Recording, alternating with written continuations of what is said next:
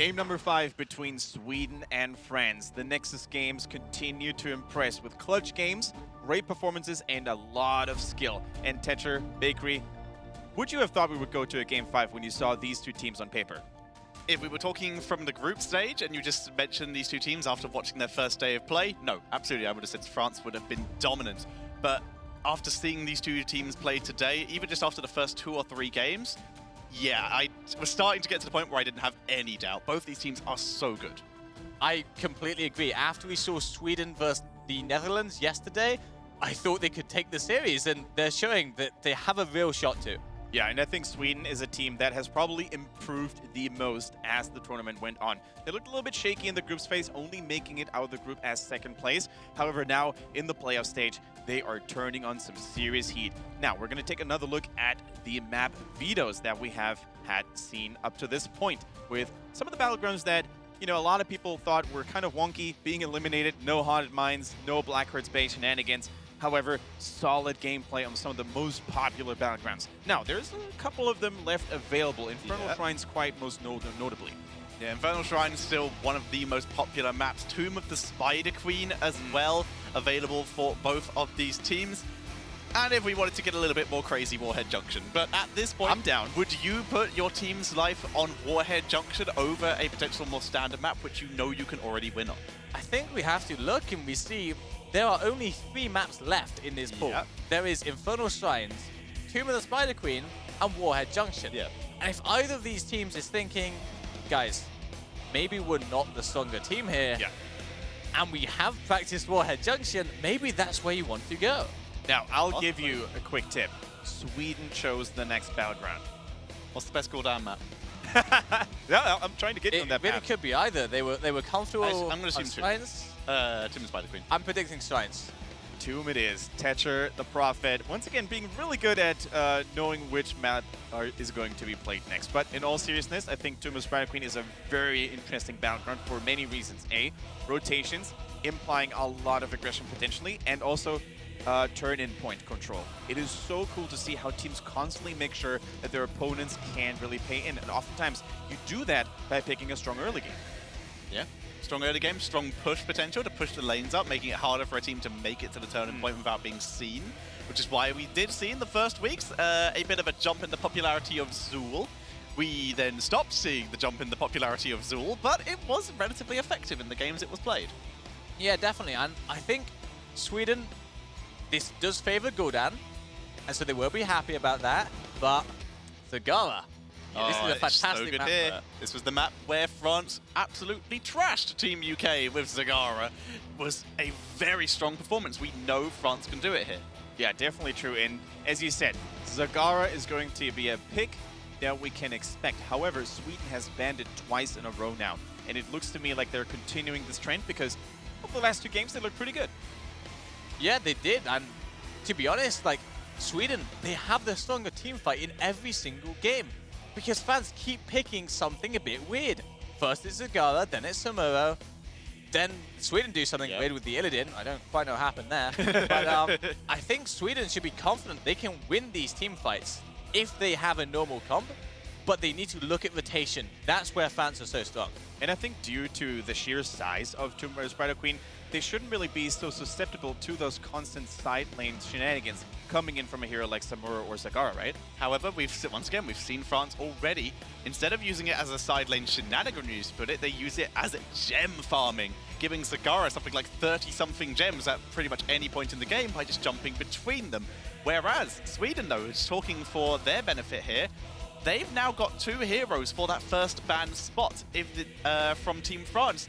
We already knew Gul'dan was scary, but now that Genji performance is going to be in the back of France's mind of, oh, we need to be really worried about that. Yeah, and I also want to highlight Rask on that Muradin once again. How important do you think it can be to ban out a comfort warrior? Not necessarily as a first ban, but maybe as a second one. Rask has looked strong on Muradin, but at the same time, there were a lot of Stormbolts missing on that Praxis game. He's also looked very strong on ETC, and he's not a hero that traditionally you hear has a limited hero pool. So opting in the 5th game of the series to try and target someone's hero pool who you are not sure he has issues with, I'm not sure that's a smart decision. When Rask plays aggressively, if I was to play against him in that playstyle, he'd probably make me want to put down my mouse. However, like you said, he has shown in some cases that he's not really that bannable in terms of easy, and he can miss a couple shots every now and again. So be interested to see what they do actually put him on, and whether France want to try and maybe pick up ETC, maybe not ban out Muradin, but try and make him less viable. Who would you say are the most bannable players on both teams? Maybe one for Sweden, one for excuse me, one for France. Probably still Noti, I would say. I'm not sure. I think he looks strong on the Gordon and also the Li Ming. Yeah, I'd still he feels less impactful on the Li Ming, I would argue, than the Gul'dan. Those Horrifies are the game-changing abilities. I will go with Canuti, and I'm going to go with Curva on the side of France. Obviously, being forced onto the Samuro, possibly because he wasn't comfortable on many other heroes. Maybe. It was interesting and cool to see, and it was working at some points in the game, but in the end, it was not what they could have used to win the series with. All right, ladies and gentlemen, one last time, raise your flags. If you think Team France is going to take the series and advance to the grand final, hashtag F or win in the chat right now. If you think Team Sweden is going to take the victory and is going to advance, you can let us know. Hashtag SE win is the deal. You cannot refuse. I want you to vote right now. Only one target so far in the form of that Gul'dan being removed, as France keep it simple, picking up the cow, and the Chromie coming in for the first time in this series. Now, I really like the pickup of Rhaegar and Chromie together, because that forces fans to choose, do we pick an Uther or a Brightwing, who are weaker on this map, but will give us a cleanse? And very true. Sweden, though, not banning Zagara. What do you make of that? It's risky. It's a bold call, Cotton, but we'll see how it works out for them. It is a situation of, once again, Zagara should, if she's playing how they would normally want to, be avoiding where Chromie is at the majority of times. Right now, no cleanse picked up. They stick with the Malfurion, a risky play once again, and they might have to double support this, which with Greymane can work pretty well. And we saw Sweden actually putting a lot of emphasis on the temporal loop yesterday. We even had our critical moments where we're like, I wouldn't probably have gone temporal loop necessarily, but they seem to have made that work super well. And that's something that in Dignitas, Mane actually favored a lot as well, picking that temporal loop just on the off chance that cleanse was down at that moment or the support was split, and it does basically give you a free kill if used properly. It's not the longest cooldown in the world. You can use it just to take the risk, and of course, if there's only one cleanse on the board, then that's your target. Get the temporal loop on Rhaegar, he can't self-ancestral, he can't self-cleanse, he is vulnerable, which is why another reason why they've picked it up for themselves, removing cleanse. Now it's a situation of the other option, Zagara. The other option would be Brightwing, like I said, who's probably the safest. Pixie Dust herself, she might survive the blow-up. Or Uther, his options are less viable because his cooldowns have longer cooldowns in general, and Divine Shield would be his insta-save tool. Yeah, that normally though, if you trade Divine Shield into the temporal loop, it's always a win for the Chromie, because those cooldown traits are so efficient for her. They need a second support though, Team France. I don't think they're risking a solo Mouth. Just like the solo Karazim last game felt a little bit like a liability they shouldn't have gone for. Yeah, absolutely. I do think Malfurion, he's a strong hero and he gives a lot to the rotation, but that lack of cleanse and how vulnerable this whole team will be to that temporal loop, I think it's too much. I do think we definitely need to see, and I guess it's an Uther coming out for Team France. Yeah, like Brightwing's good. She is the other option. I would prefer Uther as well, but Brightwing is the other option in that scenario. Whereas Sweden, though, they could steal one of them. They could pick up the Brightwing for themselves if they wanted to go double support. Uther Rhaegar is a combo we're not used to seeing that often, right? Yeah, no. We actually discussed about this in the previous series for exactly this kind of reason. Brightwing sounds like a good choice for Team France, though. I think you made a very good suggestion, Tetcher. Not only does she help Malfurion in overall healing, but more importantly, the Pixie Dust as the counter tool to the Chromie. So good. Does mean you miss out on the phase shield, but cleanse is pretty good, so that's a deal that most people are going to be pretty happy with. Johanna and Arthur's coming in, the double tank lineup for Team Sweden. No solo tank Johanna. The 0% win rate will not It was hovered over as a ban by Team France. They were potentially expecting it. Successfully avoided the solo tank Johanna trap. I'm glad to see that. Arthur's picked up a very safe bottom laner, but let's be honest, not going to get a wall either. So Team Freedom playing it safe, as we've come to expect from them. So, Sweden now, they're in a situation, they're more than likely going to be going for a second damage dealer. They won't be taking a second support with this. Chromie, yes, she does a lot of damage, but if you're putting all your eggs in the Chromie basket, then you're going to have issues, especially if Brightwing or Uther are the pickups here, because Uther can trade cooldowns efficiently enough if it's just Chromie he's having to deal with. Now, the Johanna Arthas frontline speaks a clear language to me. It's all about clearing minion waves as quickly as possible, zoning enemies out from turning in themselves. However, there isn't really a lot of follow-up wave clear, is there? Chromie only has her Dragon's Breath every now and then. What else is there? Honestly, not too much, apart from Veigar.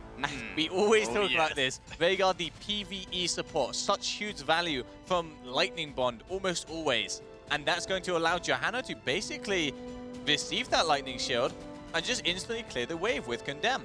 I do want to point out, though, Tracer picked up, and this is something we didn't get to speak about, but Malfurion, the Tracer Enabler.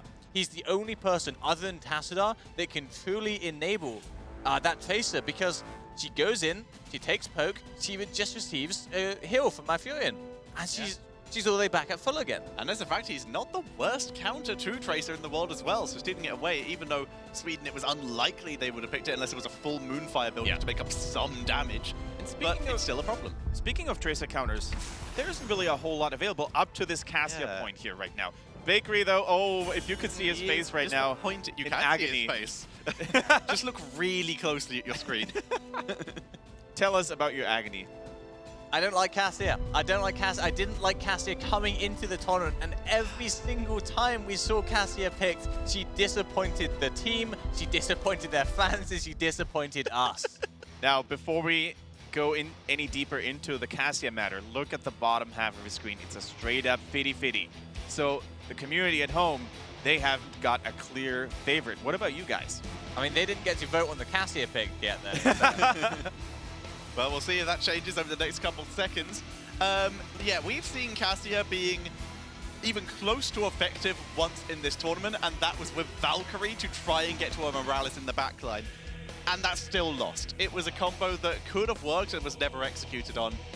I have issues with that part of the draft. The rest of it, I'm not so upset with, but now there's Brightwing, Pixie Dust, which is going to deal with the largest problem, aka the Chromie. I'm leaning to Team France. Bakery. My heart wants to say Team Freedom, but the Cassia has turned me away. My vote is on Team France. All right, I'm gonna join you guys. I think France got this on lock, and they're hungry to take this this semifinals back and advance to the grand finals. We're gonna find out soon, though, as we dive into Tomb of the Sparrow Queen. On the left-hand side, one final time, one way or the other, it's Team France with Danatan on the gray main. Kirwa plays Tracer once more. Wonka on the ETC, Masquerade on that Malfurion, and last but not least, we're having Ewok on that Brightwing. And on the right-hand side, we do have Team Freedom with Vask playing the Johanna, Daikon on the Arthas, Canuti on Chromie, Scott on the Cassian, Henning on the Veigar. And Team Sweden, they are so good in this series. Nobody really expected them to take two maps of Team France, who are considered to be one of the top two, maybe even top one teams, depending on how you take a look at it. And I think it is safe to say that they're the one team that has grown the most during the playoffs phase. Yesterday against the Netherlands, they did take a setback in game number 1, but came back in dominant fashion. Now, as we see Wonka here on the ETC, not all of the CC abilities from Team Sweden end up landing here, and he gets away just for now. And we see the Tracer actually zoning Daikon from even going to the bot lane. And this is going to be very scary the whole game for Team Sweden. How effective can this Tracer be? How much XP and how much pressure can it gain for Team France? Let's have a look at some of these level 1 towns here, because already Johanna deviates her build a little bit from what we're used to seeing here. No hold your ground, so no focus on the Iron Skin trait. Instead, going for the Laws of Hope, probably to provide her with a little bit more self-sustained during the laning phase. Yeah, Johanna sometimes struggles with getting bursted, but when you have a Veigar, that's very often not going to be the case. When you have a Veigar as your only support, you sometimes struggle with sustain. Right. That's what we're seeing here. In the meantime, Cassia and Daikon on that Arthas, unleashing hail onto the Brightwing, who just didn't have the ability to get away from Arthas' slows. And this is the big concern with picking something like a Brightwing over a healer like Tassadar. Because if that was Tassadar, he could have very easily phase shifted, and that would have been a super positive trade for Team France. but it wasn't. It was Brightwing, the root comes out, and she just dies. Yeah, and especially since Brightwing needs to get very close to her allies in order to heal them, or if she wants to use her Arcane Flare to really deal damage to the minion waves, she also has to expose herself quite significantly. And as you can see, Cassia, by the way, doing well, at least to this point, Bakery. Cassia, very strong early game hero, a very good Tracer counter, especially in the early game. And we are seeing the value from that right now. ETC, by the way, skilling his talents accordingly, going for the block party to really block some of the damage provided by Cassia, especially with the charge strikes online. Kira, by the way, trying to apply a little bit of pressure onto Daikar. I really liked the micromanagement on the hero, by the way, trying to stay out of the Frozen Tempest so that Tracer's basic attacks wouldn't get slowed. Curva, a very aggressive Tracer and a very good Tracer, but sometimes too over-aggressive. So far, playing perfectly, but that's what Team Sweden are going to look to abuse later in this game. Yeah, both teams really even on the experience right now. Nice polymorph just before the Condemned was actually going to close the circle. That's exactly what he needs to do. Fantastically played. He polymorphs Johanna. If Johanna gets polymorphed while casting Condemn, it does not connect at the end of the channel. And that's what saved her life. Yeah, definitely true. So really good reflexes coming in here from the French support player. Wonka, on the other hand, he's trying to make something happen right now. Iron Skin, of course, makes Johanna a very unfavorable target to initiate on. Now it is Daikon going in very aggressively. Keep in mind, though, Arthas, not the most mobile of warriors. If he gets isolated, he's going to have a rough time. But you could really see how the Cassia was single-handedly denying Tracer from going in too aggressively. The blinds is always a threat she needs to be on the lookout for. Now it's Knuti, though, on the Chromie, gets the... Oh, he just got blown up by the Moonfire. The Moonfire securing the last hit, just a bit too aggressive, and he needs to be much more careful of this Tracer, especially when she has Pulse Bomb. And I think in professional Heroes of a Storm, an early death on a hero on Tomb of Sparta Queen is probably the most punishing and unforgiving one, because you give your opponents that time window to deal, to drain in those gems. That's exactly what France did. 26 now, they caught up very handsomely. 25 on the side of Team Sweden. Tomb of the Spider Queen is all about pressure on the lanes, and having pressure on the lanes means you get those gems turned in and collect the gems in the first place. And we do now see fans catching up, having 26 to 25, but both teams close to a turn-in. There we go. Nice mind games, by the way, here between Kirwa and Knuti. It's always cool to see how players manage to cycle around potential impact locations of the Dragon's Breath and the Sand Blast. So this time, a win for Tracer. Keep in mind, though, that was so close. Daikarn escaping with just an inch left on his health bar, and is now the aggression applied onto Kira, but Ewok on the Brightwing paying attention when it's really needed to. Cassia almost 1v2ing there, though, getting huge amounts of value in the early game. I'm just not sure if that's going to last. Less momentum now being locked in for the Johanna. Once again, we're used to seeing something else here at level 7, but the cooldown production can be really important, especially if you land all of your auto attacks on targets all the time. In Tomb of Sparta Queen, where it's all about brawling and all about killing chromies, with those entangling roots, you can really get a lot of value from the cooldown production. Knuti has been the key player for Sweden for so many of these games in the playoffs, but he's not performing so far in this game, and Sweden absolutely need him to. I don't really think it's because of him being out of position. He's normally very safe and very close to the towers. It's just that Team France is doing such a good job at flipping the switch right now and pulling all the triggers to really blow him up in a couple of seconds. Yeah, definitely. That is what Tracer means, and the Cassia so far just not being in the right positions to save Kermi's life. Definitely true. I see what you're trying to go here for, like blaming Cassia for Chromie's death. Like it. No, in the meantime, we see Cassia now really being in an awkward position, getting focused as well. Actually dying so far in the front that Daikarn couldn't even pick up the gems anymore. And we, I think, doomed Cassia once more, Bakery. We should stop calling out heroes, right? Yeah, definitely. The caster curse is very strong in this series. Daikon trying to defend, but this is now level 10 for Team France, and they are running away with this game. They're really running away. By the way, level 8, heroic ability for Chromie was locked in, and it is indeed the Temper Loop that we talked about during the drafting phase. And that is what Team Sweden need right now. They need a big pick from that Temporal Loop, and they might be able to get in the top lane. All right. But they do not. The root actually comes out from Malfiore and stops Skirmy going for the gaming. And the global mobility by Brightwing reinforces that gank onto Daikard, who falls under the pressure of the Pulse Bomb here. And with that level 10 upgrade, it deals even more damage on high HP targets.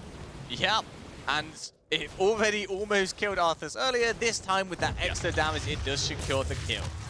All right, in the meantime, we can really see that despite the fact that Sweden puts so much wave clear and zoning potential onto their front line, the lack of follow-up wave clear maybe is really starting to hurt them. There's no Gul'dan to follow up on a Condemn. There's no Kel'Thas with a Flame Strike. There's only Acacia who has limited wave clearing capabilities, and the Chromie has been shut down mercilessly by Team France as a whole. I think the bigger issue is that Johanna's actually struggling to even walk into the wave. There's just not enough healing for her, and there's not enough damage potential when she does get poked like that. In the meantime, we can also see that Rhaegar, while Henning did such a good job on the other battlegrounds, naturally, due to the way Tomb of Spider Queen is designed, his mercenary taking capabilities are limited. Yeah, there's just not enough accessible mercenaries for him to take. And there's a big fight going down. Tracer's already quite poked. Tracer's very low indeed. Kirwa has his eyes set upon him, but Kirwa is not overextending this time around. We labeled him as a very aggressive assassin player, but he also seems to have remembered when it is safe to not go in. Meantime, Wonka, I really want to highlight him in this series as well. Wonka is such a reliable warrior player. He always knows when to go in and when it is safer to keep a distance right now. And I think warrior players as a whole have really had an astounding amount of impact in the series. Ross last game on that Muradin, baiting plays over and over again. And Wonka here now, waiting for those good mosh pits. Huge slide onto Daikon. The boot and the Emerald Wind is zoning him out. The Ancestral's nowhere near. He's still surviving. Mosh pit on only one. Mosh pit only on one, but it is keeping Johanna from participating in the fight. The Ancestral is good on Daikon. He's back to full health. The Temporal Loop blows up the Brightwing. The Fairy Dragon is no more, and Team France has to suffer a loss. However, still two lanes getting pushed, and Kiowa says goodbye as well. He's too aggressive again. Blessed Shield comes up. It's off cooldown for 1 second before he runs into the Tracer, instantly uses it, and punishes him again.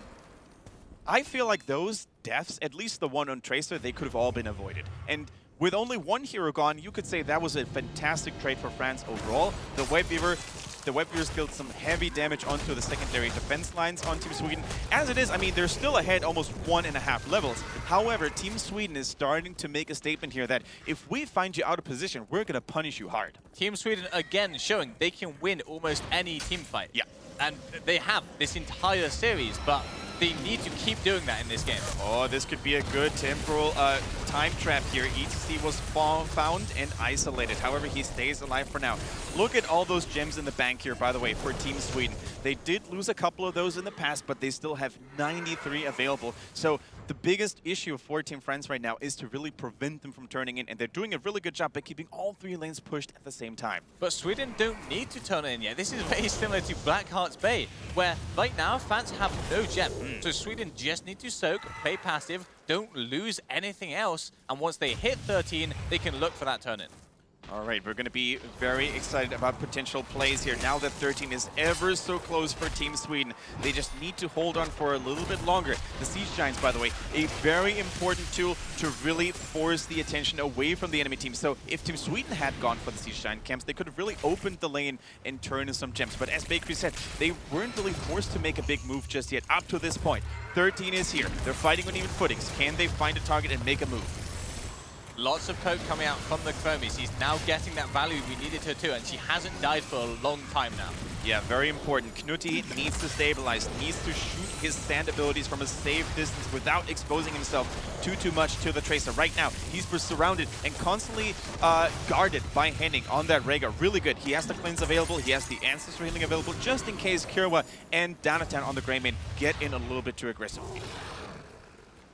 They're going to refocus on this top turn in Johanna there, but Greymane already in position. And Close Bullet, almost every time on the Greymane, it means he's a lot worse at diving backline, but he's got so much pressure on the frontline heroes like Arthas and Johanna. Definitely true. In the meantime, we could also see that Bruiser camp causing a lot of distraction and even some hefty damage onto the middle lane defense lines here. Temporal Loop goes down on Danatan, but a beautiful disengage by Wonka, interrupting the Chromie before she could even let the follow-up come.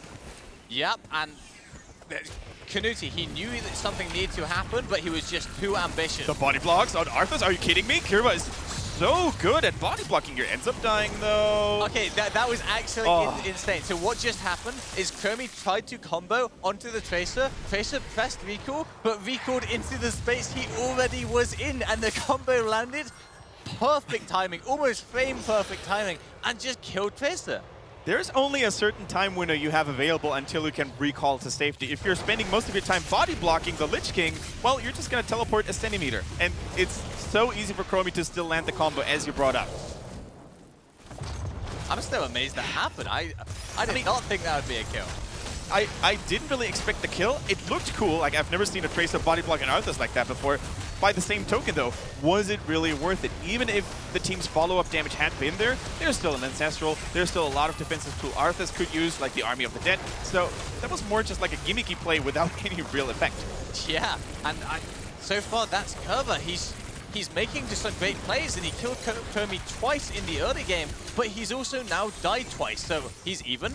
Yeah. But now he needs to get another kill and not get picked off again. And keep in mind that if your team is ahead, every kill you basically donate to your opponents is going to get punished really hard because your opponents are going to get so much more value, so much more experience than the other way around. Now, speaking of experience, 16 is here and available for Team France. They will have to make use of their advantage, but Team Sweden, they're smelling the cake. They realize, guys, let's fall back, do the soaking and the turtling game, and fight back when we're on even footing. There is an asymmetric race going on right now. Team Sweden wants 16 as fast as possible, and Team France, they want 60 gems as fast as possible. They are starting the boss, scouted out by Chromie, and I'm not sure this is a fight they want. Not sure if it's the fight they want to take here either, but it looks like they want to force the attention of Team Sweden in here. They're saying, if you don't want to fight us here, we're going to take the boss. But if you wait, you're going to get 16, but you will have to defend the boss as it is. 16 is here now, and Sweden is starting to make a move. Kirwa getting pressured by the Arthas. So is Masquerade. Only Wonka now in the front line. So does the frontliners for Team Sweden, though. They take a lot of damage. Daikarn almost dropping low. Ancestral still ready. They're trying to bait the play. Twilight Dream comes in, but no result really achieved here. That was so crucial. The bomb actually went onto one of the zombies from Legion of Northrend and not on Arthas himself. Yeah. If it did connect on Arthas, that would have been a kill, and that would have been exactly what France needed to put themselves in a position to win the game. But it did not, and Sweden are still here. And now it's all about controlling the turn-in points. 60 gems are now in the bank for Team France, but they're split all over the place. They need multiple of their members to really pay in, whereas for Team Sweden, it is only Daikarn. And you can really see all that focused advantage here for Team Sweden, only having one player to turn in, making a big difference. Arthur zoning out. Now, Team Sweden, they have all these gems, but they just cannot get them paid in because it's so hard to poke fans off when you have Malfurion Blightwing. It really is. A lot of long-distance poke here available from Masquerade and Ewok on the support heroes for Team France. Healing Totem gets destroyed. Unnecessary sustain is definitely something France wants to avoid. But Tracer constantly being poked low. The bomb goes on Cassia. Excuse me. The Ancestral is too late. It's a 5 versus 4 for Team France right now. But immediate retaliation coming in from the Swedes. They're trying to get more. They have smelled blood and they want to have more of that. Wonka, target of the Temporal Loop, gets healing, gets cleansed, and so much damage now, poof, goes in Wayne. So you can see what happened there. Kunisi is walking forward. They get the turn in. He stops to cast the Temporal Loop on ETC, and they are not sure if Cleanse was used or not. So he commits, he casts it, but unfortunately he did not win that gamble. Cleanse was still up. Now, that was so crucial. Cassia, she knew that she had so much kill potential on the Tracer, but Veigar was just not in position to land the Ancestral in time. He was slightly too far away, and that's what was making them so strong, is how well they were packing and how well they were protecting each other from Tracer, or that time Cassia stepped too far out of line. It did end up being 1-for-1 thanks to Ask, but that's not a trade that Cassia can make many more times. Yeah, and all of a sudden, this tournament doesn't look all too promising for Team Sweden right now. The top wave was already destroyed, didn't even get a tower. All those lanes were really pushed in favor of France, except for the middle one. So maybe they can make a play happen right here, right now. But they're already rotating. They're out for forwards right now. They want to close the gap in XP and minimize the experience they need to catch up for 20. They are now very close in experience. They will most likely get this bottom fort as well if they rotate to it. And Team Sweden, they still have so many gems. 58 on Henning alone. Yeah, and that is basically something we brought up earlier. If you have one team member alone who can go for, hold that thought. Somebody didn't leave here, it seems. That was a beautiful focus onto Wonka, and now with the main tank available, there's only so much France can do to really deny another turn. I don't think they can do anything. They're going for the boss, and Sweden do not want the turn. They just want the boss. Yeah, big macro play indeed. They're basically saying, if we take the boss right now, we can still go for the web clearers, but if we do it the other way around, we're basically shutting down one of those extra objectives we could have taken. And look at Vask. He knows that Team France will look to counter turn-in. Well, he's already here zoning. He has to be careful. There's a lot of kill potential, but right now he's exactly where he needs to be. Yeah. Single-handedly shutting down any cheeky turn-ins by Team France. And if you have a Johanna, that is one of the moments where she excels. She's almost impossible to block down thanks to the Iron Skin trade. So perfect laning distribution here.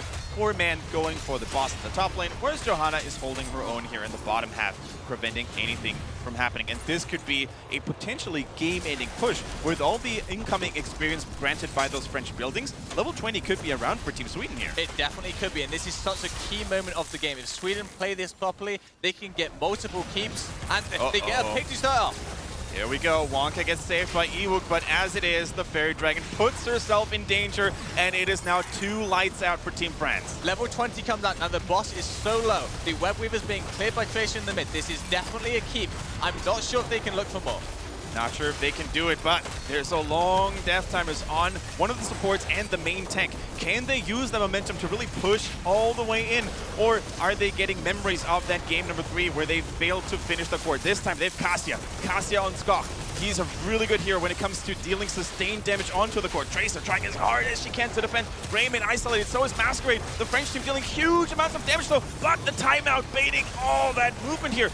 Chromie gets popped in still indeed, but the core is getting damaged super hard. No more PvE objectives there. It's only the Swedish heroes. It's Tracer and Malfurion, and the team of Team is getting so low. This is absolutely insane. It's so tense. It looks like it's going down though, Kendrick. The Kendrick, excuse me, the core is down. The Kendrick core is down 20%, 0%. What a play here by the Swedish team. They were able to put it down in the end. Team Sweden do it. I am so amazed. They actually did it. Wow. Insane series goes all the way to 5 games. Team Sweden take it in a core rush at the very end. They failed in game number 3, ladies and gentlemen, but this time around, they were decisive enough to unify all of their damage and focus it onto the core. Bakery, Cassia. Yay or nay? It paid off. I mean, after that early game where they were down almost 2 levels, I was sure it was over, but they came back with such fantastic team fighting time and time again. Yeah. I couldn't be happier. And for the first time, I think we see Acacia really showing up strong. I think in the past, she hasn't always convinced, which leads to Bakery's slight, unfavor of her, but this time she could really convince her. I'm going to be cheeky and make a request because I was on the way down here that if it is possible, if we could add that final bot push onto the core, to the replays, onto the end of them, if that is possible. But if not, then I do have currently 2 replays for us. Let's do it. So, first replay is going to be a nice little team fight where Emerald Wind got a great split amongst the teams here. And it looks like Johanna and Arthas were in trouble. You can see they move in. A lovely gank here from that push. Separate out both tanks. Huge damage onto Daikon and lovely Twilight Dream as they try to focus down. And even Mosh Pit prevents Johanna. But guess what? Arthas is so tanky. He roots Greymane, preventing the chase. And Ancestral is just in time to keep him alive. And by that point, Nuti is in position. The zoning Mosh Pit is down. And they pick up the kill. And this bit's just for me. Little bit of a Tracer hovering around, just thinks she can be cheeky, thinks she can get more, get special, and Bronze Talons. Nice little cheeky Tracer boot at the end there. That is such a huge talent against those low HP squishy heroes like a Tracer. And speaking of Tracer, Bakery, Kirwa, a good player, no disrespect here. However, in this game, I think he wanted too much. Yeah, definitely. And in the early game, he was getting it. He was making those plays, as I've highlighted so many times on the Vplay machine in this tournament. But 2 times being too over-aggressive, getting killed, and I think that was what caused Sweden to come back. Yeah, and here's where the awkward situation of my next clip is just titled Rip Tracer on my notes here as we move into it. Now, the Tracer was good. We have to say, she got so many kills throughout this, but you can see her here. Now, count this 1, 2, 3. 3 seconds. 3 seconds is the cooldown here where she was. And she was standing there for exactly, counted it watching the replay so many times, exactly 3 seconds standing in that same spot. So she just ran out of time to be able to get out. And it must have felt so good for Sweden's Knutti as well, because he got dominated by Kirwa in that early game, falling under the pressure over and over again. But then when it really mattered in the late game, he was turning things around with those beautiful temporal loops and good combos. Completely agree. Very good to see. Very nice in general. Once again, big props to Tracer. She got some great blow-ups. I also really liked the combo with the Brightwing Polymorph to just give Tracer that guaranteed kill a couple times. But we saw what we saw in when the Nubrak was in the game in one of the previous series, where some of those little minions, some of those little summons, the beetles or the undead minions, can be a bit of a problem for Pulse Bomb. Yeah, and that's exactly what happened there towards the end of the game. I'm pretty sure production has caught up and is going to provide you with that last moment here. Thank you, production. So we have the final team fight here. Huge damage onto Johanna, and we see a great positioning by Danatan, but he's so low. Goes down to the minions here. Every member of Sweden is low, but those cooldowns are too much. You guys were saying about it. Kurwa doing everything he can, even Masquerade, dropping roots, nice ice block to dodge the Lightning Fury there, making it so that he could turn around and do more damage, but he has no mana. Masquerade actually played this so well. He actually secured the last hit onto Chromium with a Moonfire and then survived with the Ice Block. It was amazing. As we do see him, he's just about to kill 2 more people, but Iron Skin, and at this point, Cassia is unattended. Arthas is full health. They did not have the damage and the heroes alive to defend that core. Yeah, and unfortunately, although Tracer was still left available, she can't deal with a Cassia. She cannot put her down long. And Arthas, both physical armor based. Exactly, both of them are physical armor based, and without the Pulse Bomb, there's just no tools available for her to deal with it. And in the end, the positioning by Skach and the Cassia as well, shifting all the way around to the bottom of the core, secured the win. What a performance. We talked about Knutti so many times in this, but for the last 2 or 3 games, Skach is absolutely one of my MVPs. He put on stellar performances throughout the series. All right, any final thoughts on that series, Bakery? GG. GG, well played. Couldn't have summarized it better myself. I think we've seen ups and downs on both sides. France, unfortunately, has to say goodbye from the tournament for now. But Sweden, they advance to play against the victor of Poland versus Germany, which is also going to be our next best of 5. So in a few minutes, we're going to find out who will take advantage of that series. So don't go anywhere. You don't want to miss out on that one.